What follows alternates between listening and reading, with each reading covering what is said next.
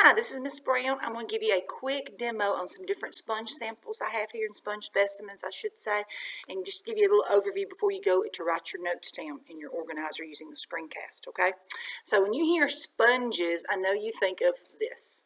Well, this is a sponge, and it's modeled after natural sponges. And these are the ones we buy at Walmart or the dollar store, wherever, and we used to wash dishes or maybe the big ones to wash cars. They're not natural. They're made of foam. They're man-made. Synthetic is what we call that. But here I have an example of a natural sponge. This is a basket sponge. You see why? It has a large hole in the center. And notice it's flat where they've cut it off the ocean floor, off the bottom. Okay. Here's another example. This is called a finger sponge, and it's seen better days. See, it's got the same hole at the top we're about to talk about. Now here are some sponges that can actually be used.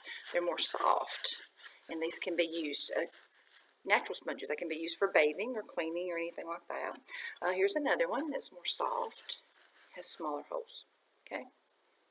So as you can imagine, at first these things were thought to be plants, but then we discovered they didn't photosynthesize, and they are the most simple animal. So we're talking, this group is classified as kingdom Animalia, and now phylum Porifera. And why are they called porifera? Because pores, the holes. Okay, so the water flows. These things are great pumps. They keep the ocean really filtered out and cleaned. So water goes in these side holes and out the top. So these side holes, as you're going to write down your notes later, are called ostia. And this top hole is called the osculum, where the water comes out. And they filter feed as this happens. So they get to eat just whatever's coming by. Okay. Now, as far as the cellular organization, we've learned that cells make up tissues, tissues make up organs, organs make up organ systems, and organ systems, of course, make up higher level organisms. Well, this has different kinds of cells, but they're not in tissues. So it's at what we call the cellular level of organization. Okay, and let me check my notes very quick. Here's another interesting thing about them. Depends what they're made of. This one has things in it called spicules that are kind of glass-like. This would not be too good to take a bath with or, wash your face with.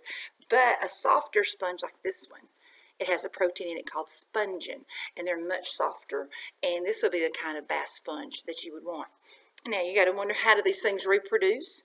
Well, they can reproduce by budding, which is where they grow another one. Asexually, it's going to be genetically just like the parent sponge. And when it gets big enough to make it on its own, it'll break off and go land somewhere else and be attached to the ocean bottom and live its life there. Or they also can reproduce sexually. Now, sponges are what we call hermaphrodites. They're neither male or female.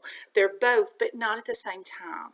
Okay, so they don't self-fertilize. They want to cross-fertilize. So if they're being a male, they'll make sperm, and the sperm is broadcast out the top into the water and goes on, and hopefully it will find another sponge who's a female at the time. Okay, so that's just a few little quick tips. I wanted to show you some different sponges. I think I showed you all my examples. Here's one. This is a natural sponge.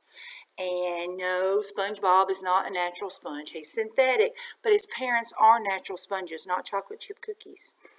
I know some of you have come up thinking that SpongeBob's parents were cookies, and they're not. They're natural sponges. Okay, thank you. See you next time.